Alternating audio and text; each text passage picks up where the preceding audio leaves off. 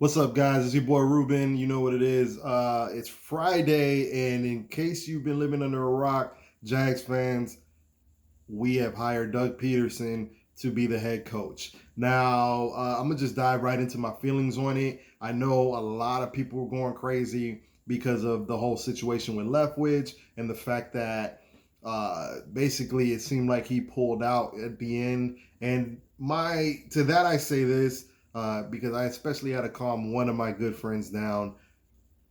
The only thing I don't like about the Leftwich situation is necessarily how it was handled. A couple things. So first, I'm gonna preface this by saying, guys, we are Jaguars fans, okay? Which means we need to have a little pride in our situation.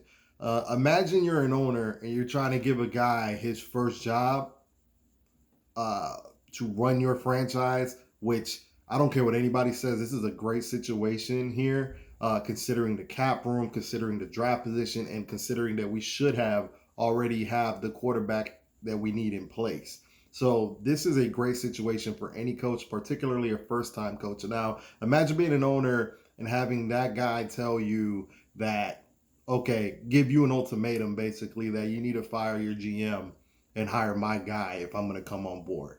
So I just want everybody to kind of consider that. I know that everybody is kind of hating Shad Khan because of the whole situation with Trent Baalke, and don't get me twisted. I I want to see Trent Baalke gone too, but I'm going to try to be glass half full on this because Trent Baalke hasn't failed us yet, right? I didn't love our draft last year outside of Trevor Lawrence. I thought drafting Travis Etienne in the first round was a wasted pick.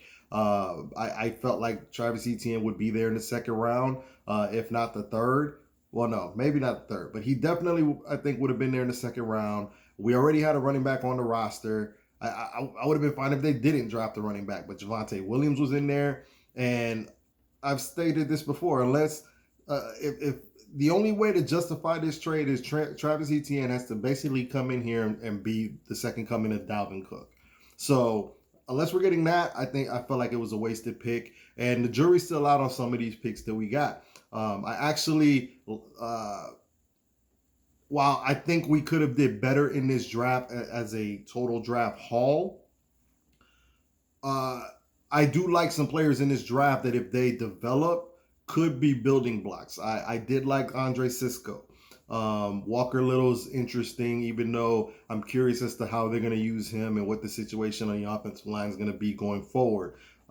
Obviously, we drafted Trevor Lawrence, and hopefully Travis Etienne is able to bounce back from the Liz Frank injury. Those are usually killer injuries for running backs specifically.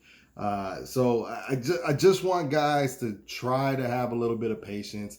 I understand Byron Leftwich was a hometown guy, but this is what I told my boy. I said, we only got one more shot at this. We can't fire another coach right now. Now we could, right? But like, if we end up in a situation where we fire another head coach and Trevor Lawrence going into year three, that's a problem. We will have failed that kid. And that's what I meant by we can't do this again. So we got to get this right. I didn't want a coach that didn't have experience. We just hired a coach that didn't have experience, and it blew up in our face. The last thing I wanted was for us to go nostalgic, get a Byron Leftwich, who was an OC, right, but had no previous NFL head coaching experience. So that was my issue with that. Not only that, but he had a great situation. So we don't really know how he handles adversity. And that was a problem for me. Now, Doug Pederson, I've said this before as a also a Cowboy fan, excuse me. The problem I have with Doug Pederson is that last season, and I'm gonna just try to write it off to what that situation was also an implosion where Doug Pederson got into it with the front office. They didn't agree on things, and him and the quarterback didn't see eye to eye either. And I'm gonna just chalk that up to an implosion. But watching some of those Eagles games, I saw some very questionable play calling. Look at the way he handled the Bengals tie. They had an opportunity to at least attempt to win that game, and it seemed like he coached just to get the tie. And then there's the situation where he wouldn't play Jalen Hurts at the end in that last week, uh, and stated he wanted to go with Nate Sudfeld. Like there's some stuff there that is like, what the hell is going on? That I just thought he was dumb for it. But if you look a little deeper, it was said that he was at odds with the front office. They were trying to dictate how he handled the team, who played, and whatnot. There's potential there that he might have just been being petty. He might have already kind of checked out on the team and knew the writing was on the wall with that situation. So I'm gonna try to be glass half full, which I'm not often, and say, you know what, okay, because the positives are this. Obviously, he's a Super Bowl champion. Not only is he a Super Bowl champion, but he's a disciple of Andy Reid, which I am a huge fan of Andy Reid. I think Andy Reid is an offensive genius. So we got a coach with experience who's won. That's something to value. I would have took Doug Pederson before Byron Leftwich any day. I did not want another coach without experience to handle our what's supposed to be our thoroughbred quarterback. So there's that. So Carson Wentz under Doug Pederson looked like an MVP prior to his injury, and then he won the Super Bowl with Nick Foles. He was. I don't want to say RPOs didn't exist before him, but he was the one that kind of brought the RPO system in vogue, like the way you see it now. They went to the Super Bowl basically running RPO, and now you see that the league is kind of went and copied that. He was the one that really kind of started that during that Super Bowl run. So the play calling, his ability to open the offense up, that is something that we're going to value here in Jacksonville. Now, I'm also curious, what kind of staff are we going to hire? Now, Matt Nagy was just fired in Chicago. I know a lot of people hated Matt Nagy, and I think, he wasn't the greatest coach, but I also think he was in a situation where he had Mitchell Trubisky, bad O-line.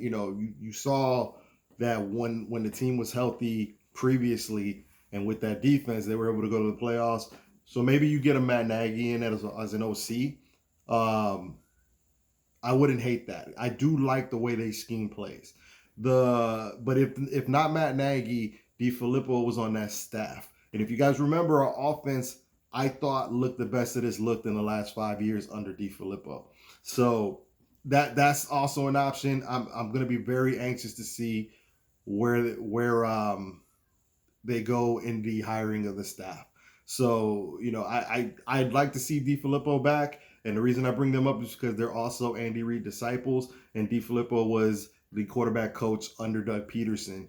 So I'd really like to see that situation to help groom Trevor Lawrence. Now, the cons, again, I thought they did some dumb things that year. And I wonder if that was just an indictment on the quarterback, not the quarterback, the head coach. The situation with Carson Wentz deteriorated. Why? Did he handle it the best? It sounds to me that the Eagles organization kind of handcuffed Doug Pederson, and then the situation just soured from there.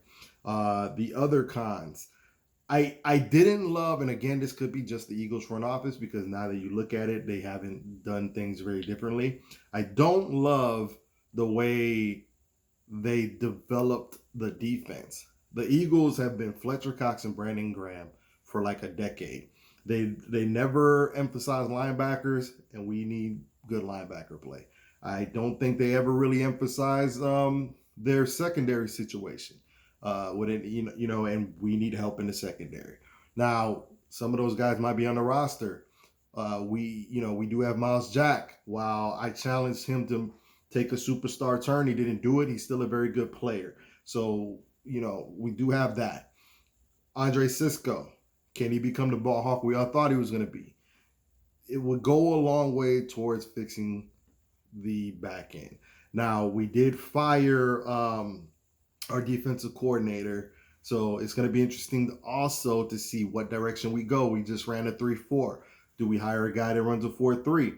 The Eagles had a 4-3 defense.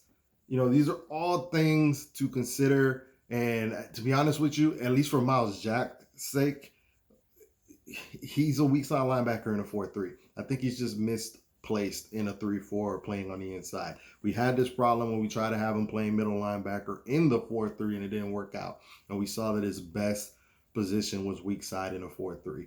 If you want me to be completely honest with you, and I mentioned this when he was younger, not that he's old, Miles Jack is just a better space player. And what I mean by that is I don't think he's a guy that anticipates well. He's kind of a run, hit, see the play, and he just utilizes his athleticism. I'm not sure he's the most cerebral player. So I've always wondered, I actually thought earlier in his career he might make a better safety than linebacker. But obviously, it's late in his career. I don't think they're going to make that position move. I just want to know what you guys think of that. I think him playing in space like that, being able to see the whole field, I think would be the best way to utilize what he does.